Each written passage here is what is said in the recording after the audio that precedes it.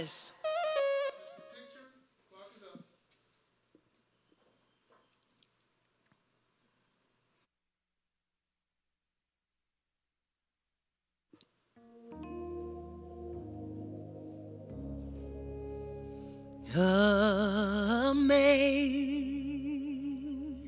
Amazing grace, how sweet the sound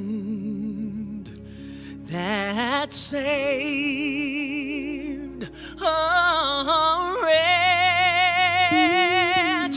like me. I once was lost, but now I'm found. Was blind, but now I see.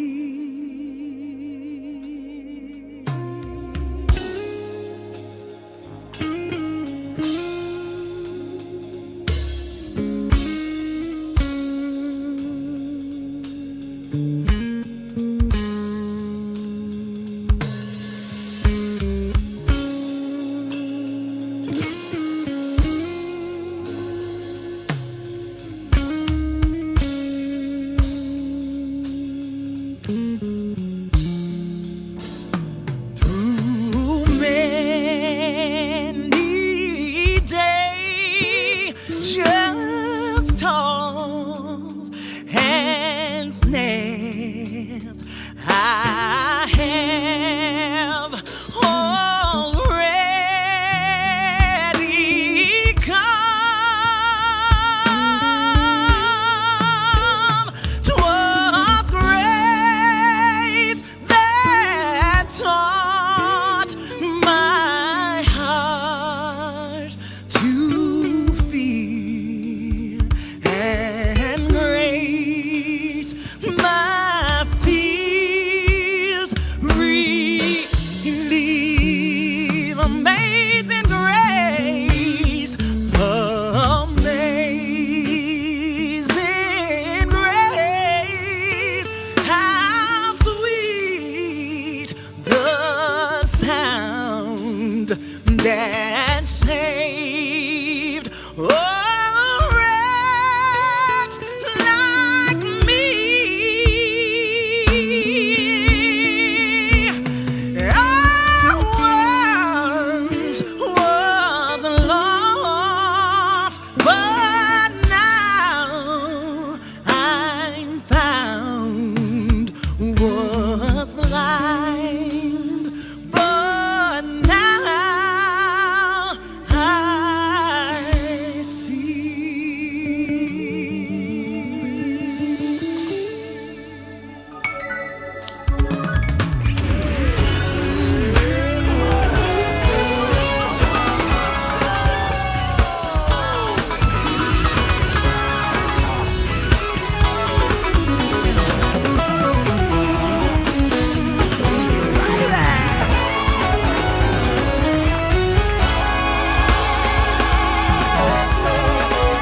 Yes!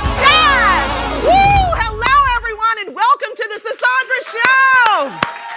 Yeah. Listen, we all were once lost, but now we are found because you have clicked to the right channel, baby. Y'all make some noise for my band, your band, our band, for the culture. Let's go. Woo! Come on. We got John Parks on drums, Mr. Luke Derival on guitar, and our musical director, Mr. Christopher Baptiste on keys. Yo, fellas right here. Hey, how y'all doing? Doing good. How are you doing? I'm doing fantastic. Y'all are looking amazing. Thanks so We got a much. great audience Thanks so here much. Yes, today, we do. right? Listen, we are still celebrating Black History Month, and today we are highlighting the beautiful Dr. Maya Angelou, the poet, author, and all-around powerhouse who taught us that courage isn't just a choice. It's a superpower that we all possess. Her memoir, I know why the caged bird sings. It's a powerful exploration of resilience, identity, and the quest for freedom in the face of adversity. The metaphor of the caged bird serves as a poignant symbol throughout the memoir, representing the constraints and limitations imposed by societal norms and systemic oppression. Yet, even within the confines of the cage, the bird sings, a testament to the enduring power of hope, resilience, and the human capacity for self-expression. Let's give a round of applause to the late Dr. Maya Angelou. Woo! Yes! So, y'all get all comfy in those seats, grab your bubbly beverage, and let's get this show started! What's going on? Oh, stop it! Hold on. Y'all know what time it is. Now, we would normally say, y'all, it ain't offering time. In a black church, we say, it's offering time. It's not offering time. It's tea time. So, with that being said, let's get into this hot tea. All right. So, Malia Obama, yep, the former president's daughter, just dropped a major bombshell at Sundance, and the internet is buzzing with opinions. So, Malia, who is a Harvard grad and an aspiring filmmaker extraordinaire, decides to ditch the famous Obama name and go by Malia Ann instead. Now, you'd think dropping the last name of one of the most famous families on the planet would be a power move, right? Well, not. According to some folks are throwing shade, accusing Malia of trying to dodge the whole Nepo baby label. Someone commented and said, if you want to be a filmmaker, that's cool, but we all know who you are. You're Obama's daughter. Oh, now with all the naysayers came some praisers.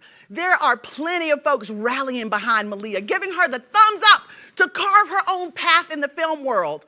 Forget the haters. Malia's got talent, and she's ready to prove it, y'all. So let's raise a glass to Malia Ann Obama, the filmmakers who's shaking things up and taking names, even if she's dropping one along the way. Y'all, cheers to blazing your own trail, Malia. Next. Yes. Well. We've got ourselves a real head scratcher here. A high school in North Carolina found itself in some hot water after a Black History Month commemoration went completely off the rails, y'all. So get this. Inside Charlotte West High School, a pair of doors proudly displayed makeshift signs reading colored and white entrances with a Sears department store 1930 sign above the door. Yeah, you heard that right.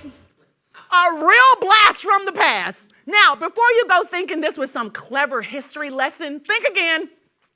The school district was quick to set the record straight, explaining that this little stunt was definitely not part of the curriculum. Nope, it turns out it was just a good old-fashioned case of missing the mark big time.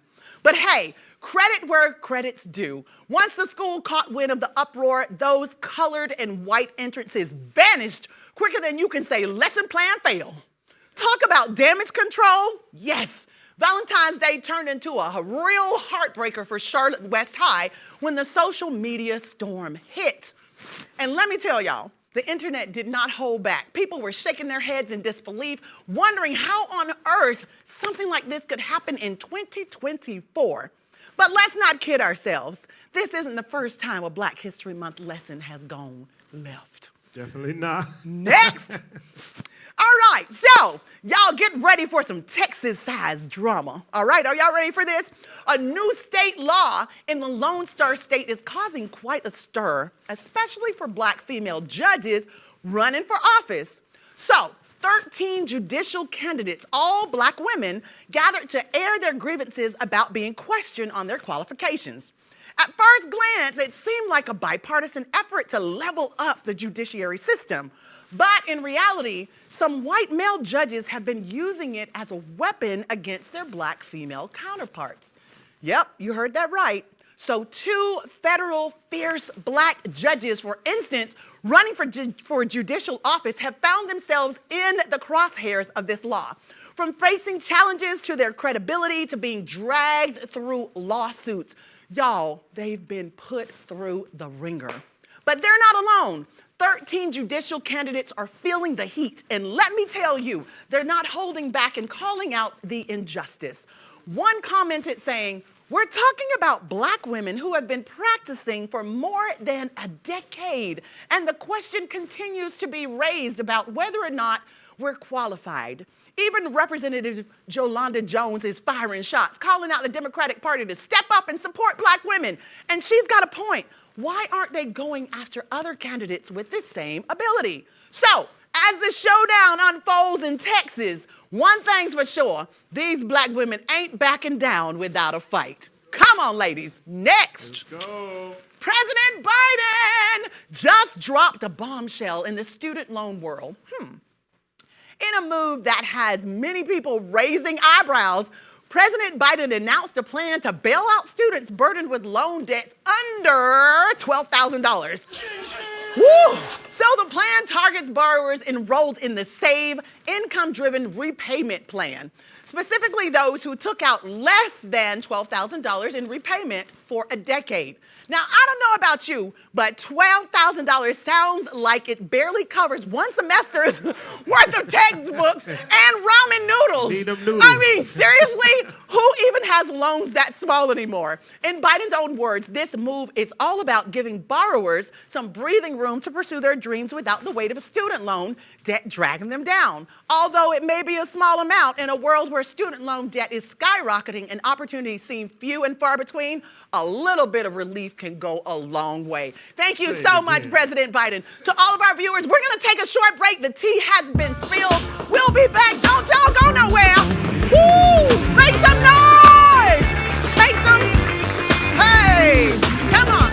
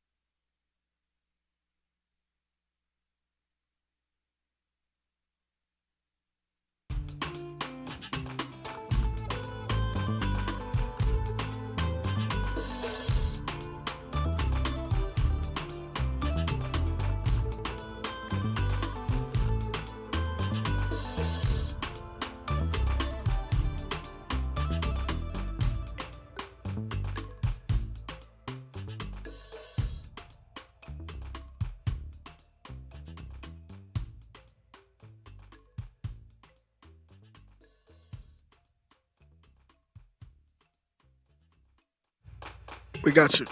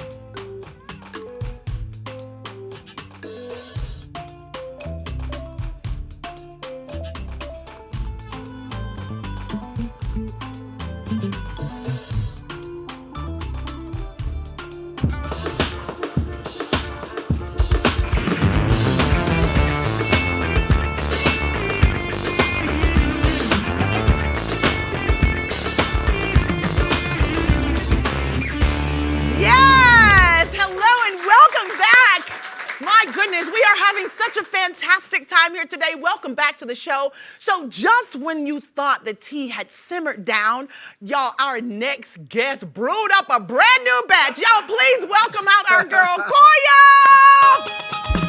Hey, Koya! That's you, boo. You look amazing. It's so good to see you. Please welcome, have a seat. Yes! Wow. got the memo. You look fabulous. Thank you, as do you. Thank you so much. Listen, let's dive into this. So, Koya, the tea today is juicy, don't you think? Listen, I was backstage, and as you were reading, I was like, we need to get out there so I can talk all about this. Let's dive into Yes. this. So talk to me about your thought on Malia Obama dropping her last name. Listen, in a world of us who want a last name like an Obama to get our names in our in certain doors, I'm kind of like, girl, because as we know, she did graduate from Harvard. She's been dabbling in the film world. She's been working with Danny Glover on Swarm. I loved also Girls HBO. She was a part of as well. And I would be remiss if I say that her name did not get her in those rooms. Like, let's be honest. Like, the Obama name definitely got her in some of those rooms. But however, I do understand possibly not wanting to be a part of a household name and to build your own legacy. Yes. Remember, Kendall Jenner also did this as well. When she stepped into the modeling world, she kind of didn't want the Kardashian association. So Gen Z might be onto something with this. But how do you step away from it? It's just so difficult when you have names as large as life. Yes. Like you said, people like us who had to work so hard, and then you just like, you're born into like all of this exposure. Yeah. It's so difficult, but you can understand, I can understand as well, to not have built that yourself. I'm sure she feels like, I just want people to know who I am. Yeah. And people are like, you Obama's daughter, child. You look just and like it's him. so difficult. You look just like him. She's so beautiful. She is. But I totally get it. So talk to me about, what do you think she can do outside of just dropping her name? People are going to know her anyway. I don't think there's anywhere in the world, and not just America, that she can go and people not know that she's one of the Obamas. I respect her for making this decision, but I just kind of think like, girl, you stuck with that name. I'm going to be honest. You got the name. Yeah. If we could rent the name, we would. No, I so would. y'all, these history lessons are out of control. Can you believe that this high school in North Carolina with the labeling of colored and whites on the door actually did this in 2024? Yeah, and this is what we talk about often, right? Not having enough of us sitting at the table. And my thought was, because my brain works solution or problem solution, so my thought was, one, I'm not sure if teaching needs reenactment. So I don't think that it was like needed to be visually plastered for you to teach about this moment. I think pictures would have done justice. I think maybe a film would have done justice as well. But then my question is, because Black people only make up 13 to 15% of the U.S., right? Correct. It is not possible in every situation to have Black people or people of color sitting at the table. So my question is, can the NAACP start an outreach program that these kind of towns can reach out and say, hey, this is what we're thinking about doing. What does this read like from your community? I feel like that would be a great solution for the what am I trying to say? NAACP, sorry. Yes. You know, it's very interesting. It seems like this is happening a lot lately. Yeah. We just talked about this a couple of weeks ago. Yes. Where the elementary school, they were reenacting slavery, and they wanted the Black kid to be the slave. And I shared with you that my daughter ended up going to not a predominantly white school, but she was the only African-American in the entire school. So when they got to Black History Month, they were like, well, she can play the slave. And my suggestion to them was, well, why don't you switch it up and let her play another role and someone else play the slave at the school so that you can understand what it's like on the other side. So it's very interesting that to this day, we're still going through this. This says 1930. That's almost 100 years ago that this happened. So, I mean, if the NAACP can help, please help. But I think it comes with allies, friends, people reaching out. One of the questions I asked a girlfriend of mine I went to lunch with yesterday, I said, when was the last time that you had a Black person sit at your dining room table in your house? When was the last time one stepped over your threshold? You know? And she asked me the same question, and I could answer, and she was just like, And it starts with us just getting to know each other better and realizing we got so much in common, It's so child. true. It's so beautiful. Our skin color is the only thing that separates us, you know? So the story regarding the judges and them going to school for all these years and still being portrayed as if they aren't qualified baffles me. What's your thoughts on these judges? So as we know, this is going down in Texas with this particular law. And the law was placed in order to kind of just enable more transparency and more training. However, this law seems like it's singling out Black judges, women in particular. So much so that 2 of them actually went and teamed up with the NAACP to go and say, hey, we feel like in our career field, we're being targeted out, and we want to go to others and like-minded individuals that can come with us and help us fight this. Again, like I was saying earlier, problem, solution. So I love what these women are doing in order to combat the discrimination that they are feeling. But being a Black woman in America, like we're talking about, man, we have to face a lot. We genuinely do. And this is... And keep fighting. Yes, the good fight. Yeah. Yes. As my cousin John Lewis, the late great John Lewis, will say, let's get into some good trouble as we continue to fight. So now, Koya, you went to college, and I'm sure you know how high those debts are, right? What's your thoughts on Biden relieving students with debt for $12,000 or less? Well, my honest opinion is just it's something to do to check a box, right? We are in the year of 2024 where we see the president-elect is coming back around. The election is coming back around. This is something he promised us when he initially got into office. Yes. And now that his term is coming back around. It's time to bring it back up. He's kind of just like trying to check that box. It's like, I did tell you I would do this, so let me go over and just check this box. Now, $12,000 for my student loan debt personally won't put a dent in anything I have going on.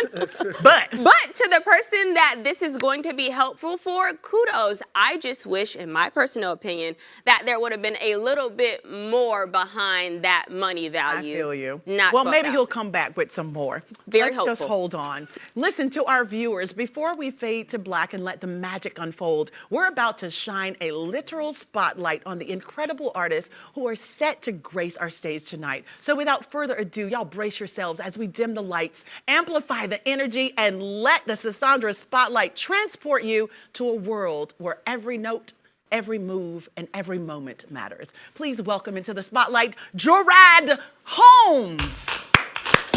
Woo!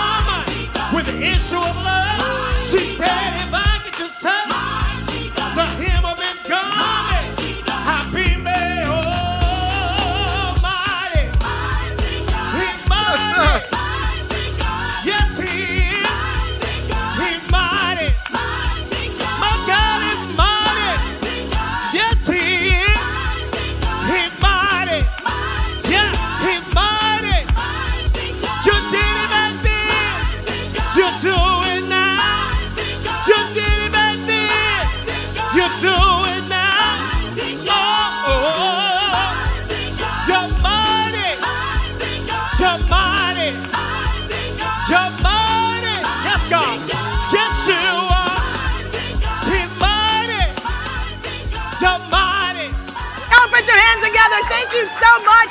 Y'all give it up for Gerard. Thank you so much. We can find your music where? Everywhere? Everywhere. Everywhere. iTunes, Amazon Music, the whole 9 yards, everywhere. That is so awesome. Thank you. And you have a huge event that you have coming up as well, too. Correct. You have 5 seconds. Tell me, where is that? Listen, go to myfloridagma.com. myfloridagma.com. 10th anniversary of the Florida Gospel Music Awards. Well, congratulations to you all. Thank you so much to all of our viewers. God bless you. Until next time. Thank you, Gerard. Thank you, Corey. Hey, everybody. Hey, come on. Let's just Scan that QR code at the bottom of your screen right about there.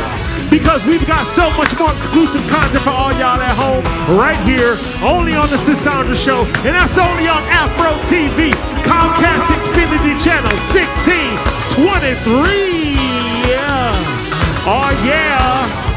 Hey, but don't go nowhere. Stick around and put your remote down, because we've got plenty more great entertainment for you right here, only on Afro TV.